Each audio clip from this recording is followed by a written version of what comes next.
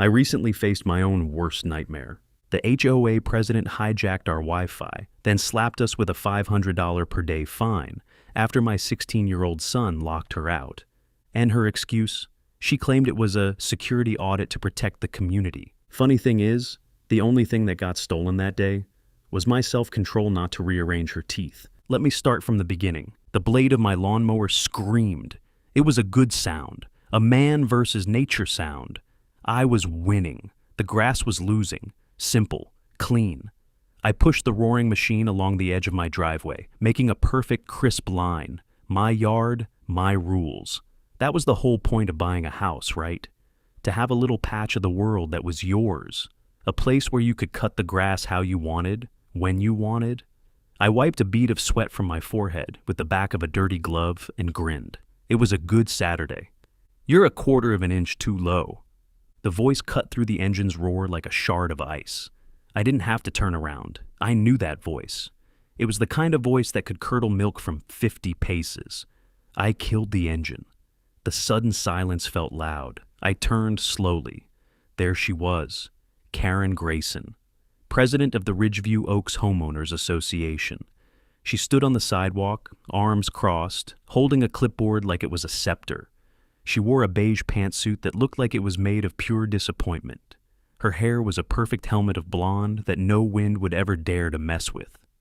"Excuse me," I said, even though I'd heard her perfectly. Sometimes you just have to make them say the dumb thing twice.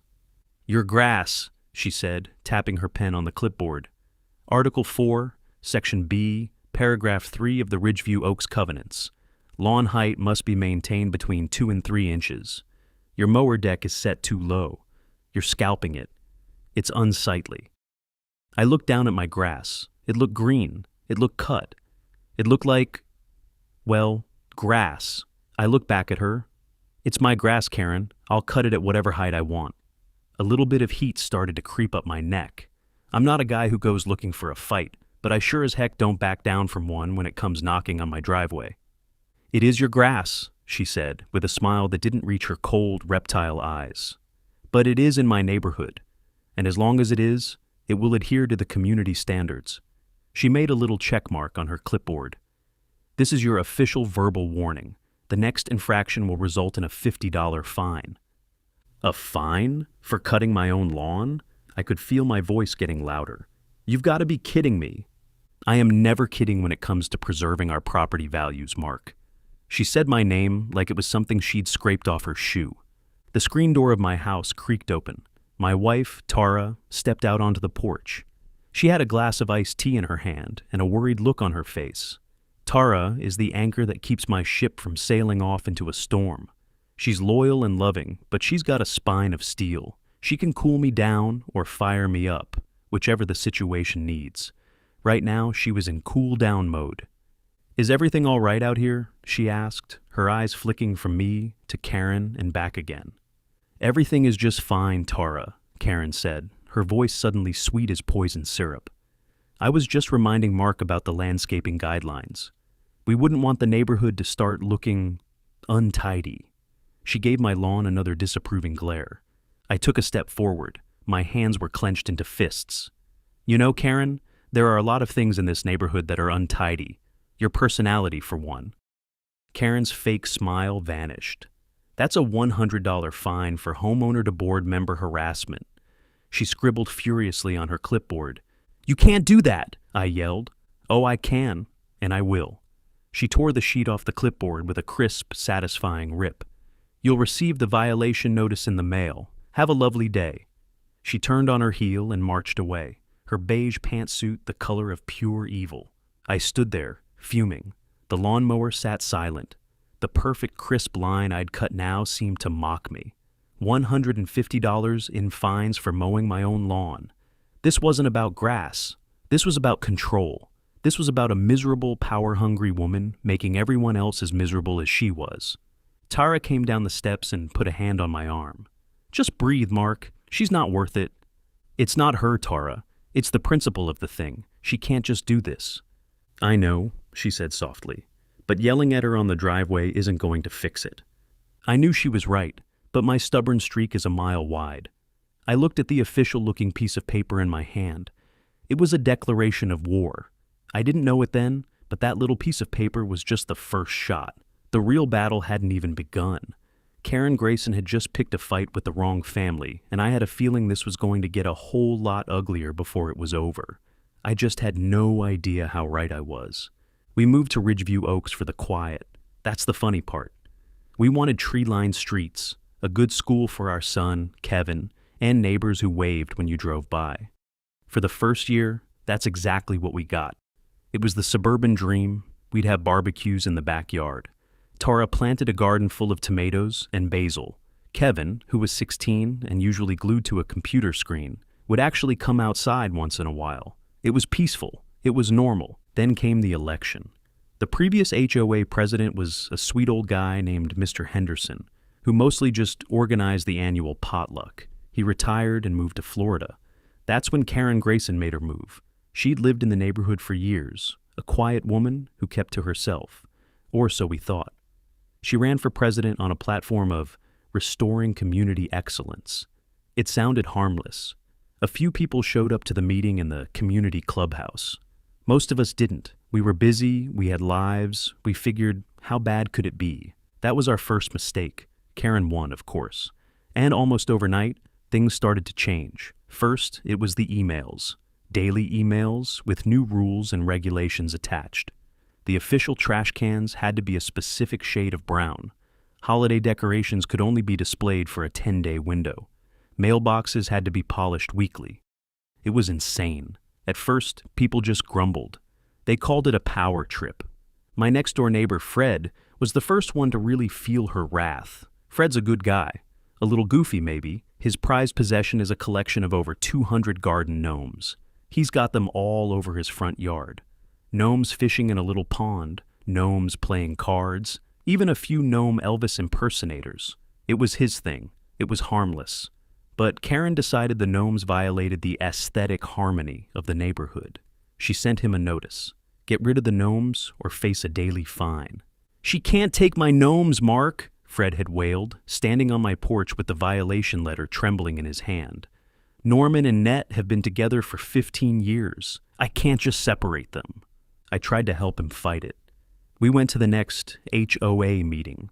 It was held in the clubhouse, a sterile room with beige walls and uncomfortable folding chairs. Karen sat at a long table at the front, flanked by two other board members who looked like they'd been hypnotized. She ran the meeting like a drill sergeant.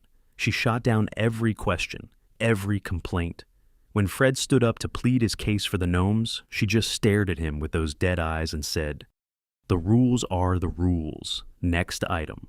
Fred was crushed. He ended up moving most of his gnomes to the backyard, hidden behind a tall fence. But Karen wasn't done. She had a new rule passed that fences couldn't be over 5 feet tall. Fred's was 6 feet. He had to take it down. It was a slow, methodical campaign of pure spite. She was breaking people, one petty rule at a time. She fed on their frustration. It made her stronger. We saw what she was doing. We saw her targeting anyone who pushed back, even a little. The family down the street got fined because their basketball hoop was rusty. An elderly woman was cited because her wind chimes were deemed noise pollution. Karen was building her own little kingdom, and the HOA covenants were her weapons. The monthly dues, which she'd raised by 30%, were her war chest. Tara and I tried to stay off her radar. We painted our trim the approved color. We bought the right kind of trash can. We kept our heads down. We just wanted to be left alone. We loved our house, our little piece of the world. We weren't going to let some power-crazed woman in a pantsuit ruin it for us. We thought if we followed the ridiculous rules, she'd have no reason to come after us. That was our second mistake. We didn't understand that with people like Karen, it's not about the rules. The rules are just an excuse. It's about power. It's about making sure everyone knows who's in charge. And our quiet defiance, our simple desire to be left in peace, was something she couldn't stand. She needed everyone to bend the knee, and my stubborn refusal to cut my grass to her exact specifications wasn't just a violation. It was a challenge to her authority. It was me, standing on my lawn, telling her that this little patch of land was mine, not hers. Looking back, I was naive. I thought I was dealing with a petty tyrant. I thought the worst she could do was fine us into bankruptcy or force us to move. I thought this was a war that would be fought with lawnmowers and paint swatches. I had no idea that Karen Grayson's kingdom was built on a foundation far darker and more dangerous than a few broken rules.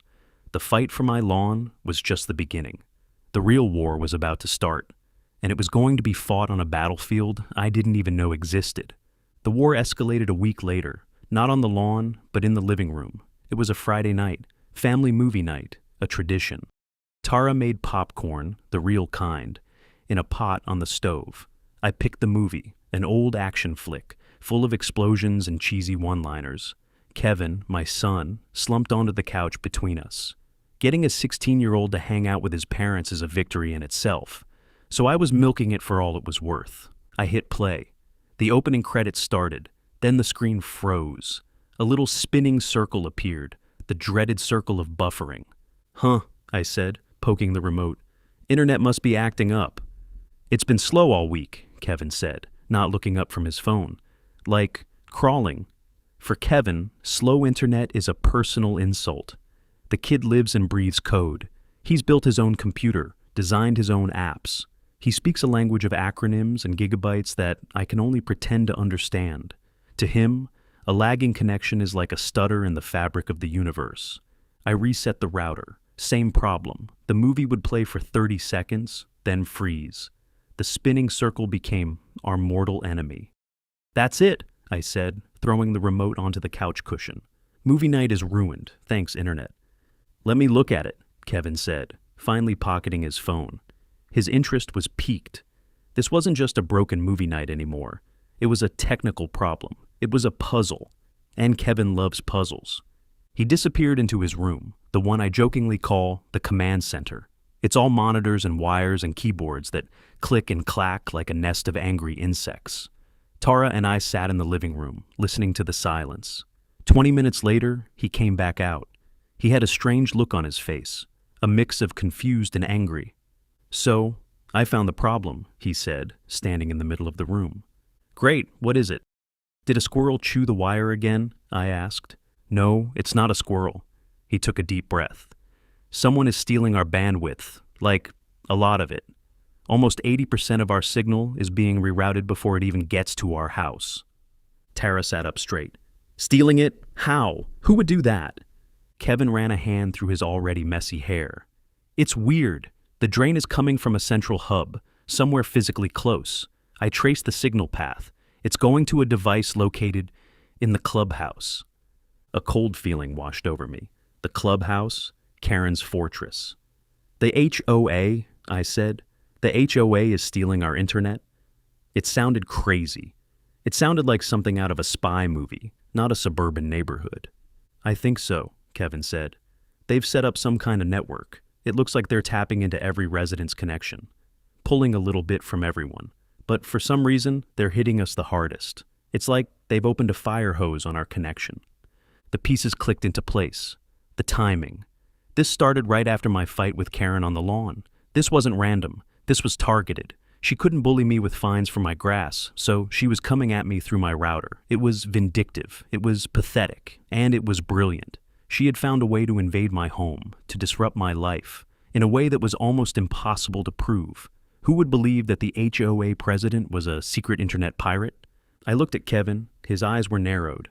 This wasn't just a puzzle for him anymore. This was personal. Someone was messing with his family's network. Someone was messing with his network. "Can you stop it?" I asked. A slow, sharp grin spread across his face. It was a look I'd seen before, usually right before he beat some impossible level in a video game. "Oh, I can do better than that," he said. "I can cut them off, and I can lock the door so they can never get back in." "Do it," I said, the hot-headed part of me taking over. All thoughts of keeping my head down and staying off her radar were gone. She had brought the fight inside my house. She had messed with my family. This was no longer about grass or gnomes. This was about drawing a line. Tara looked at me, her expression serious. She knew this was a huge risk. This was escalating things to a whole new level. But she also knew me. She knew my protective instincts were on fire. She gave a single, firm nod. "Lock it down, Kevin." Kevin went back to his command center. The clicking and clacking of his keyboard sounded different this time. It wasn't the sound of a game. It was the sound of forging a weapon. A few minutes later, he called out, "Done, they're out." And I've put up a new firewall with a 32-character encrypted password. Good luck guessing that, Karen. A sense of victory washed over me. Unknown to us, across the street, Karen stabbed at her iPad, trying to reload the HOA's security dashboard. Instead of the usual sea of green, a blood-red banner screamed, "Viper pipeline disconnected. Source node compromised." The glow turned her face chalk white. She needed a new weapon, so she reached for the HOA rulebook and started sharpening it against us. For the first time, the Queen looked genuinely afraid. We'd fought back. We'd won a battle. But as I sat there in the quiet living room, a knot of unease formed in my stomach. We had just slammed a digital door in Karen Grayson's face, and a woman like that wasn't going to just walk away. She was going to come back and try to kick the whole door down. The peace lasted for exactly 17 hours. 15 minutes later, she stormed onto our lawn. Gone was the prim beige pantsuit, now in a loud pink blouse, router dangling from one hand, phone clenched in the other. "Changing your Wi-Fi password without HOA approval is illegal," she shrieked, the whole cul-de-sac watching. Kevin closed the curtains while I tried and failed to keep my temper. The next morning, I woke up to find a bright orange sticker on the driver's side window of my car. "Final towing warning," it screamed in big black letters. I peeled it off. The fine print cited a violation of Article 6, vehicles parked on the street for more than 12 consecutive hours. My car was in my own driveway. "She's not even trying to hide it anymore," I said, slapping the sticker down on the kitchen counter. Tara was sipping her coffee, looking grim. "This is retaliation for the internet," she said. "She knows." "Of course she knows," I scoffed. She probably woke up and her evil master plan to stream 10 movies at once wasn't working. Over the next week, it was a full-scale assault. We got a fine for improperly stored recycling bins because we put them out the night before trash day. We got a citation because a single tiny weed had dared to sprout in a crack in our sidewalk. Then came the letter about the Wi-Fi. It was an official violation notice slipped under our door. It was for creating a hostile and unapproved wireless network. "Hostile Wi-Fi?" I read the letter aloud, my voice dripping with disbelief. "Is that even a thing? What am I going to do?" Beam angry thoughts at her. "She's making it up as she goes," Kevin said, peering at the letter. "She's just throwing things at the wall to see what sticks." "Well, it's sticking," I said, gesturing to the growing pile of violation notices on the counter. We were already up to $500 in fines. We have to do something. My first stop was neighbor Fred. I found him in his backyard, sadly polishing a gnome. It was one of the Elvis ones. "Hostile Wi-Fi, huh?" Fred said, shaking his head. "That's a new one. Last week she fined me because my bird feeder was attracting undesirable avian elements. I think she just hates blue jays." "But what do we do, Fred? We can't just let her run our lives and drain our bank accounts." Fred sighed, putting the gnome down gently. "I don't know, Mark. It's Karen's world. We're all just paying rent to live in it. A few people tried to fight her at the beginning. She buried them in legal fees. The HOA has a lawyer on retainer, paid for with our dues. We've got us." He looked so defeated, so utterly beaten down, that my own anger flared hotter. This is what she did to people. She made good men afraid of blue jays. I decided to confront her directly. I found her supervising the replanting of some petunias near the clubhouse. The petunias were, of course, the only approved color of petunia. She saw me coming, and her face hardened. "Mark," she said, not bothering to hide her annoyance, "if this is about the towing notice, your vehicle was clearly in violation." "My car was in my driveway, Karen, and you know it.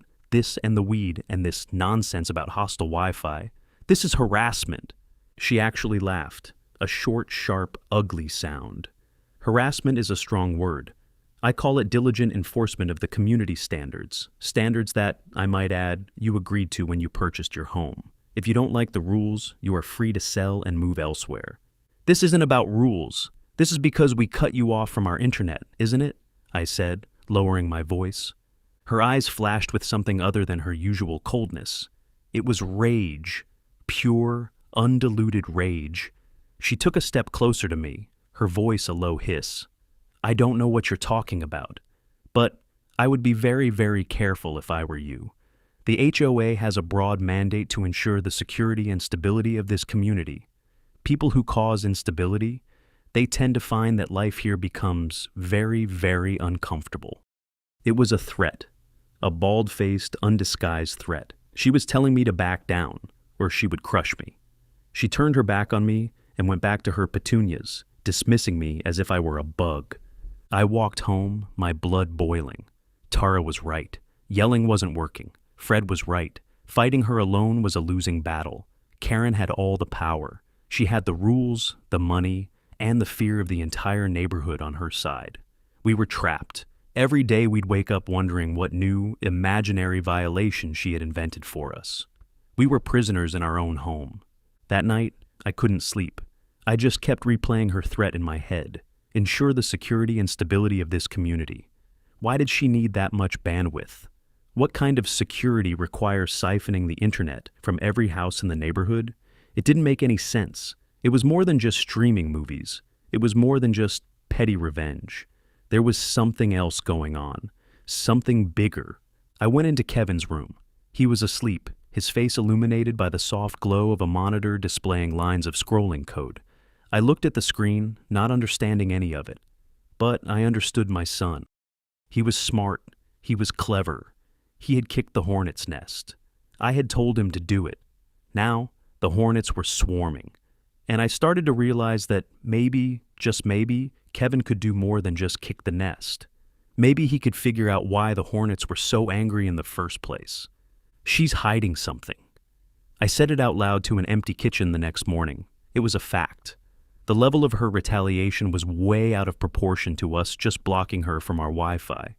This wasn't a squabble anymore. It felt like we had stumbled over something she was desperate to protect. When Kevin came down for breakfast, I sat him down at the table. I need you to do something, I said, my voice low, and it's probably a bad idea, and it might be illegal. So if you don't want to, I get it. He just raised an eyebrow and took a bite of cereal. I'm listening. The Clubhouse network, the one you locked her out of. I need you to get back in. He almost choked. Dad, I locked that thing down tight. Breaking my own encryption is, well, it's hard. But why? Because I want to know what she was doing with all that bandwidth, I said. It's not just for watching cat videos, Kevin. She threatened me. She talked about community security. It's all connected. I want you to go back in, quietly this time. Be a ghost. Just look around. See what you can find. A spark lit up in his eyes. The puzzle was back, but now it was 1,000 times more complex and dangerous. A ghost, he repeated, a slow grin spreading across his face. I can do that. For the next 2 days, Kevin was a shadow. He barely came out of his room. The only sign of life was the faint click-clack of his keyboard and the occasional request for a sandwich to be left at his door. Tara was nervous. Are you sure about this, Mark? What if he gets caught? What if we get caught? What's the alternative? I asked her, pacing the living room floor. We just let her walk all over us? Let her fine us out of our own home? No, we fight back with the one weapon she doesn't have. We fight back with Kevin. On the third night, close to midnight, he emerged from his room. He looked pale and tired, but his eyes were wide, blazing with a terrifying energy. He was holding a laptop. You need to see this, he whispered. He set the laptop on the coffee table. Tara and I huddled around him. Okay, he began, his voice trembling slightly. So I got back in. It was harder than I thought. She's got some serious hardware in that clubhouse. Not the kind of stuff you buy at a big box store. This is professional grade. What's it for? I urged. That's the thing. She wasn't just siphoning bandwidth to use it. She was using it to hide something. He pulled up a diagram on the screen. It was a complex map of servers and relays. It looked like a spider web. She created a massive private network using all our connections as a shield. It makes the traffic impossible to trace back to its source. It's a digital smokescreen. A smokescreen for what? Tara asked, her voice barely a whisper. Kevin took a deep breath. I found the destination, all that data, all that bandwidth. It's being funneled through a series of encrypted servers. Most of them are offshore, untraceable. But I found a name, a server designation that kept popping up in the code, a project name. He typed a few keys. A single word appeared on the screen in stark white letters. Viper. Viper? I said. What is Viper? I don't know, Kevin admitted. But it's big, and it's bad. I couldn't break the final layer of encryption, but I could see the file sizes. They're huge, video files, terabytes of them, being uploaded and downloaded constantly. And the money? I found financial records. Our HOA dues mark. A huge chunk of them aren't going to lawyers or petunias. They're being wired out, converted to cryptocurrency, and sent to the same accounts that manage the Viper servers. The room went completely silent. The air grew thick and heavy. This wasn't about petty tyranny anymore. This wasn't about grass height or hostile Wi-Fi. This was something else entirely. Something criminal. Our quiet suburban neighborhood. Our peaceful tree-lined streets. It was all a front. A cover for a massive illegal operation being run out of the community clubhouse by the woman who fined people for untidy lawns. Oh my God, Tara breathed, her hand flying to her mouth. We were so far past a simple HOA dispute now that we couldn't even see it in the rearview mirror. We had stumbled into the dragon's lair, and we had just discovered its name. Viper. We had no idea what it was, but we knew it was monstrous. And Karen Grayson, our deplorable entitled HOA president, wasn't just a neighborhood bully. She was a gatekeeper to something truly evil, and we were the only ones who knew.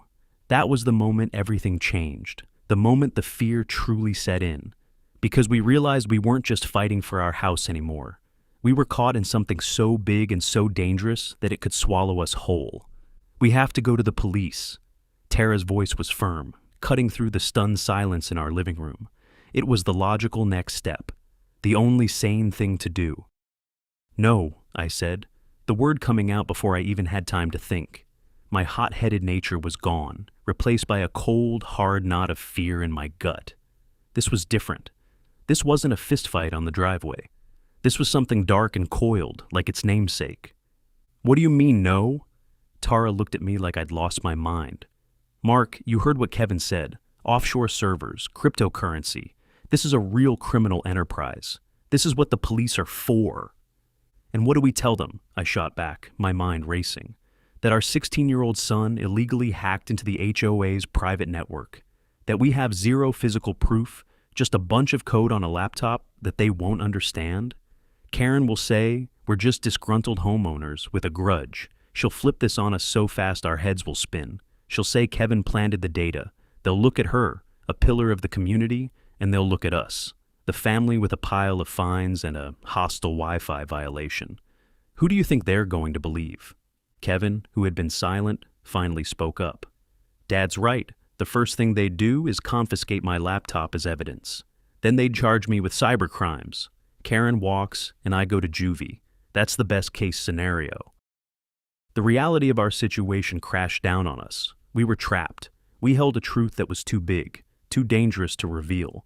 If we went to the authorities, we'd likely destroy our own family and let Karen get away clean. If we did nothing, we'd be living on top of a criminal conspiracy, our own money funding God knows what, while Karen Grayson held the power of our ruin over our heads every single day. This was our moral crossroads, the point where the path splits, and neither direction looks safe. Do you protect your own and let the evil fester? Or do you risk everything for a justice that might never come? My mind went back to my core instinct, the one that had driven me from the very beginning. Protection. I had to protect my son. I had to protect my wife. How far would a man go to defend his own? I was starting to find out. So what do we do? Tara asked, her voice laced with desperation. We can't live like this. I looked at Kevin. He was staring at the laptop, at that single ugly word, V-I-P-E-R. He hadn't just stumbled upon this. He had hunted it down. He had skills. He had a weapon that Karen didn't know he possessed. We can't go to the police, I said slowly, a new terrifying plan beginning to form in my mind. Not yet. We need proof. Not digital proof that they can dismiss or twist.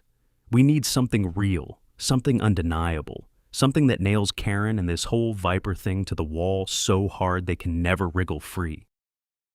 You mean, we investigate this ourselves? Tara looked horrified. Mark, we're not detectives. You sell insurance and I'm a dental hygienist. Kevin is in high school. And Karen is an HOA president, I countered, my voice rising with a new kind of energy. It wasn't anger anymore. It was resolve. Look what she's built. We're not the people we were last week. We're the people who know. And that means we're the only people who can do something about it. We have to get smarter. We have to be more careful than she is. We have to beat her at her own game. I turned to Kevin. Can you do it? Can you find out what Viper really is without them knowing you're there? Can you find a weakness, a person, a place, a piece of data that we can use? Kevin looked from me to his mom and back again. The weight of what I was asking him settled on his young shoulders. I was asking him to walk deeper into the darkness, to be our spy in a war we didn't understand. For a moment, I saw the kid he was, scared and overwhelmed. Then, it was gone, replaced by that sharp, focused intelligence. He gave a firm, determined nod.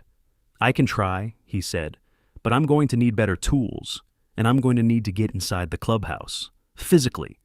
The words hung in the air. He wasn't talking about hacking in from his bedroom anymore. He was talking about a break-in. We had reached the crossroads, and I had just chosen the path, the one that led away from the law, away from safety, and into the heart of the storm.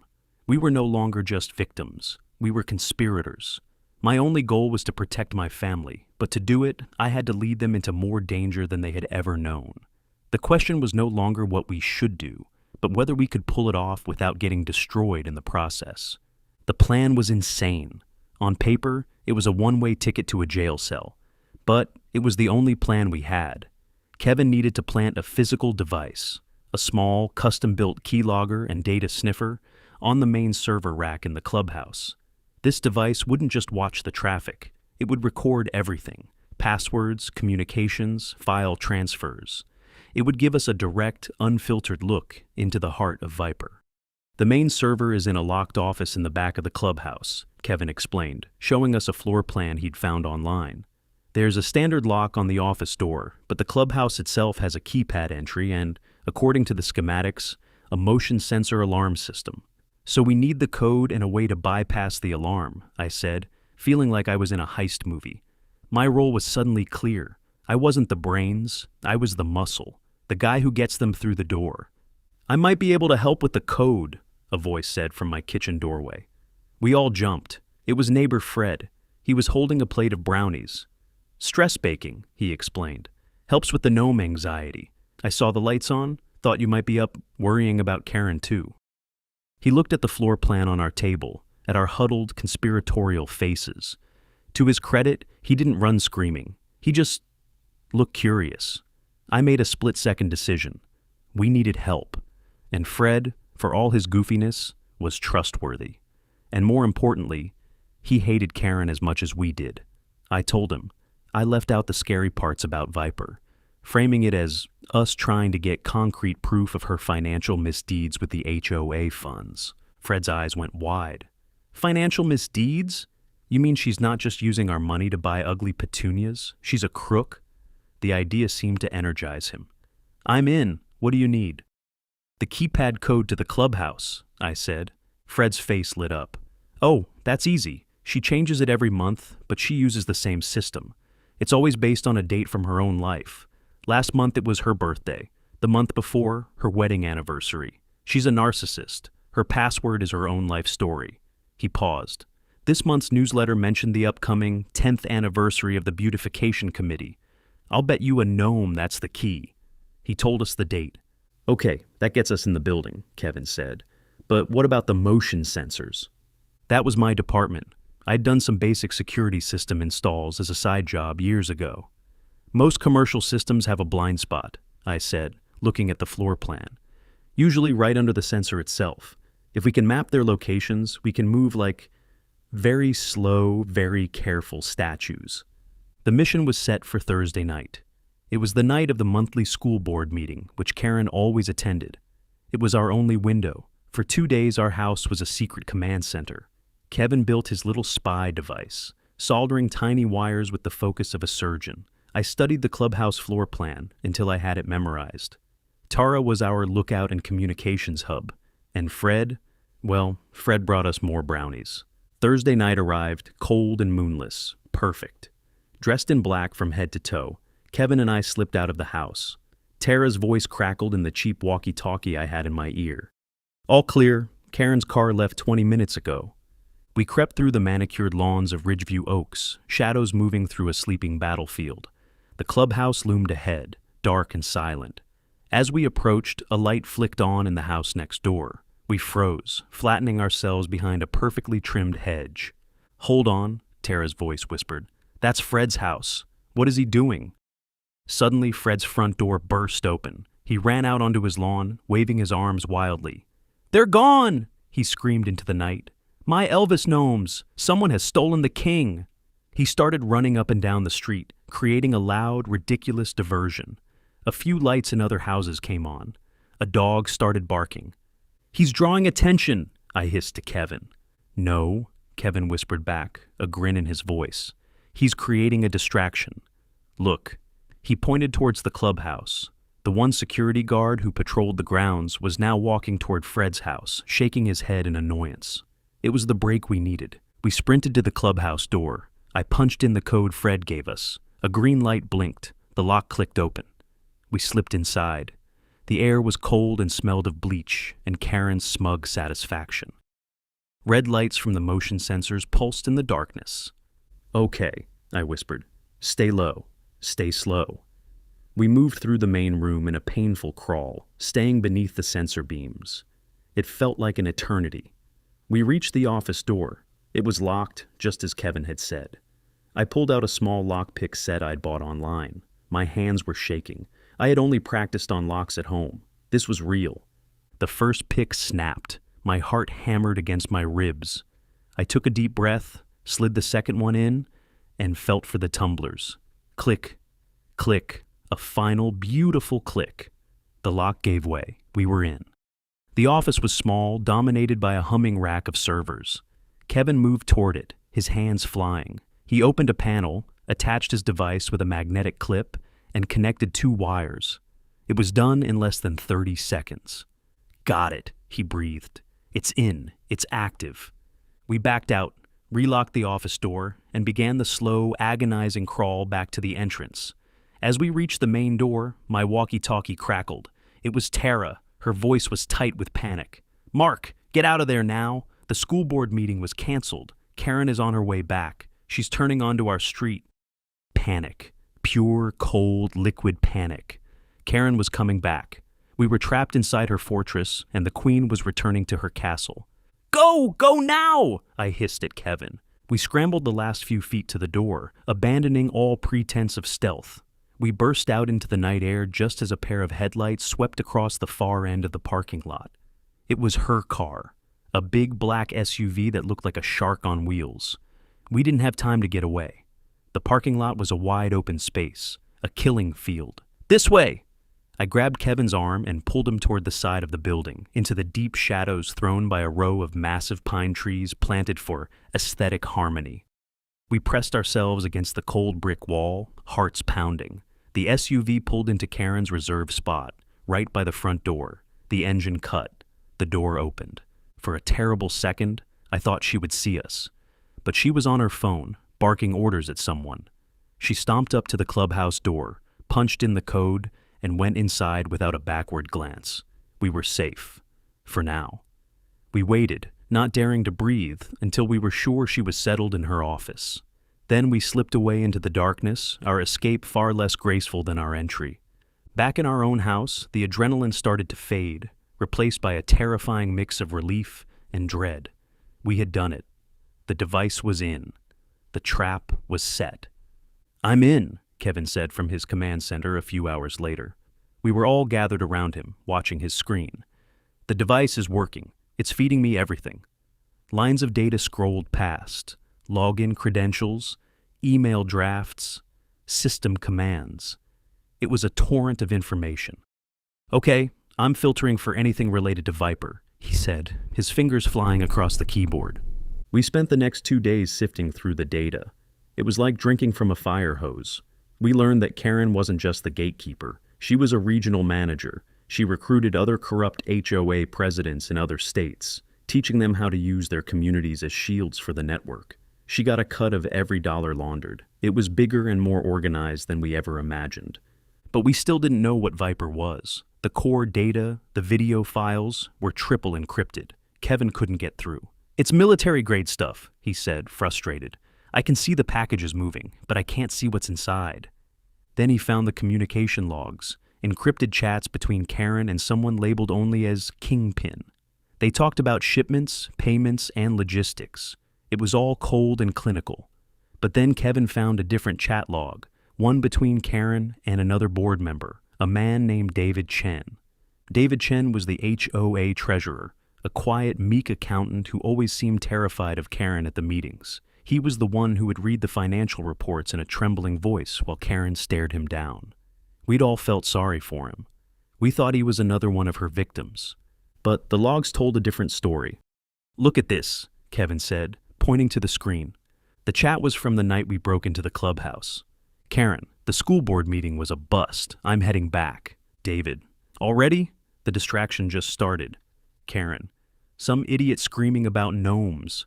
The guard is handling it. I don't trust leaving the system unattended for too long, especially tonight." David, "The package from Miami is uploading now. The connection is stable. Your paranoid friend Mark and his hacker kid haven't tried anything else?" Karen, "They're quiet, too quiet. I think my little warnings worked. They're scared, they'll fall in line." My blood ran cold. The distraction, Fred screaming about his gnomes. David knew about it. He called it the distraction. And he called me paranoid friend Mark. He wasn't a victim. He wasn't a meek little accountant. He was in on it. He was her partner. That was the first twist. The man we pitied was actually her second in command. But it got worse. Kevin kept digging through the logs between David and Kingpin. He found a reference to a face-to-face meeting, a transfer of physical hard drives that couldn't be sent over the network. Kingpin, "The Miami drop is too hot. We need a new exchange point. Your location is clean. I'll be there for the annual HOA dues collection meeting. I'll make the collection myself." David, "You're coming here, in person? Is that wise?" Kingpin, "No one will look twice at the new regional bank manager who comes to personally thank the HOA for its large deposit. It's perfect." Kevin did a quick search. He pulled up the website for the regional bank that handled the HOA's accounts. He clicked on the Our Team page, and there he was, a smiling, friendly-looking man in a suit. The photo was labeled David Chen, Regional Vice President. The breath left my body. It was a punch to the gut. The quiet, trembling HOA treasurer, who lived 3 streets over, wasn't her partner. He wasn't her second in command. He wasn't taking orders from some shadowy kingpin in Miami. David Chen was the kingpin. He wasn't just in on it. He was running the whole thing, right here from our quiet little neighborhood, hiding in plain sight as a bumbling, terrified subordinate. Karen Grayson, the evil queen of Ridgeview Oaks, was just his middle manager. We had been focused on the monster in the castle, and we never even saw the dragon living next door. We had it. We had it all. The chats, the financial records, the proof that David Chen, our neighbor, the man who brought a Jell-O salad to the last potluck, was the mastermind behind a massive criminal ring.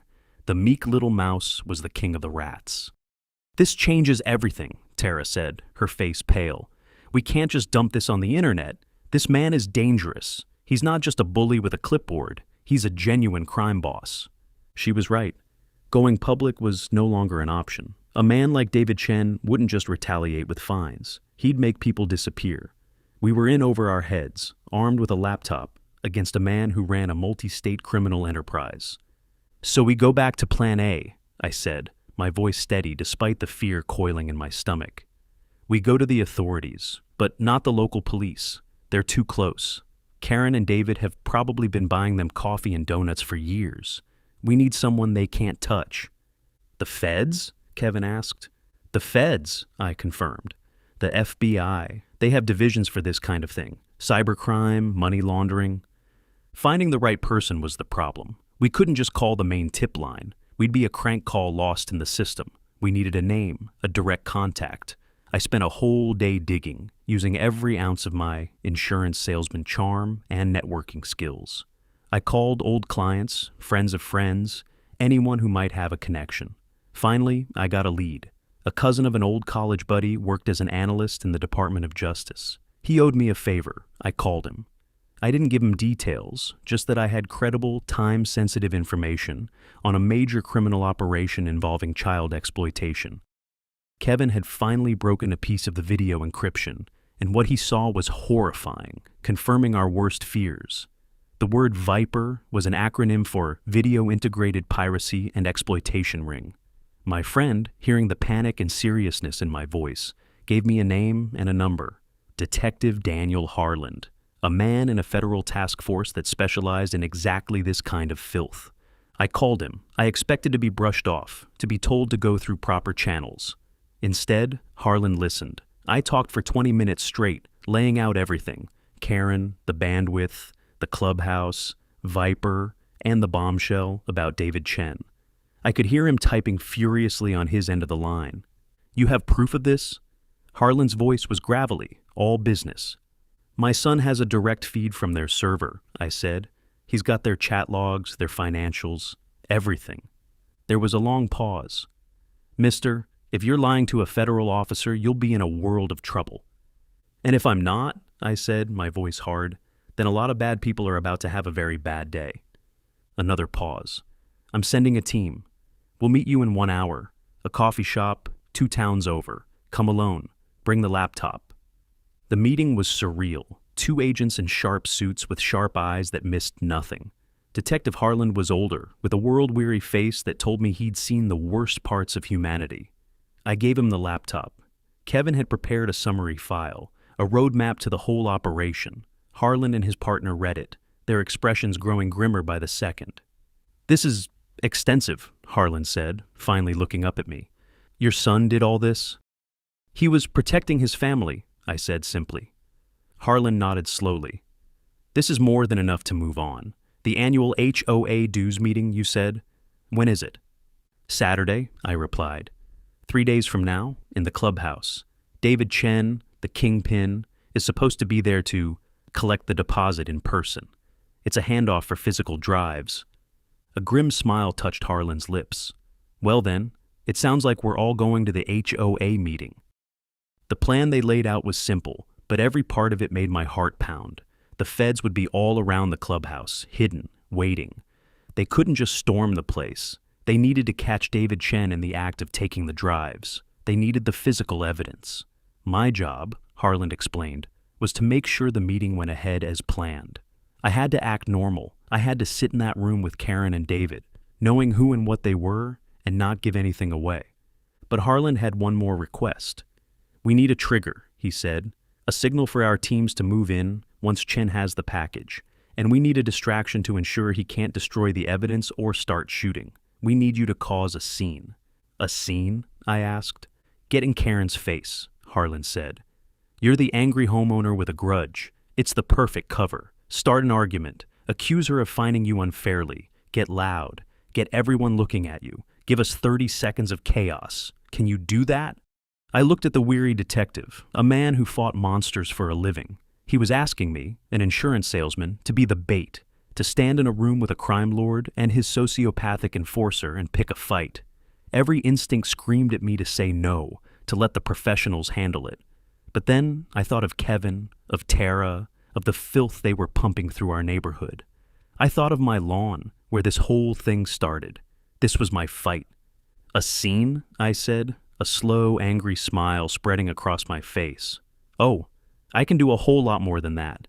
You just be ready when the curtain goes up." Saturday, D-Day.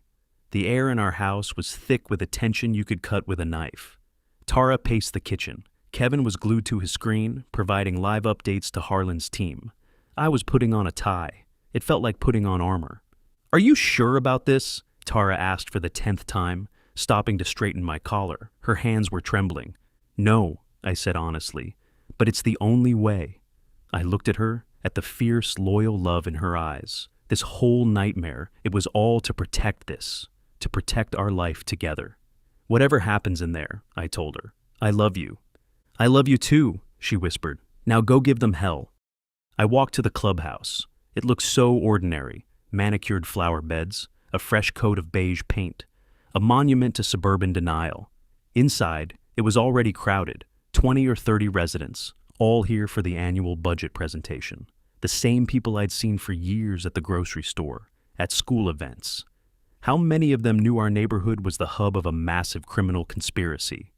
Karen was at the front, standing at a podium, looking smug and powerful. David Chen sat at the table beside her, looking meek and nervous as always.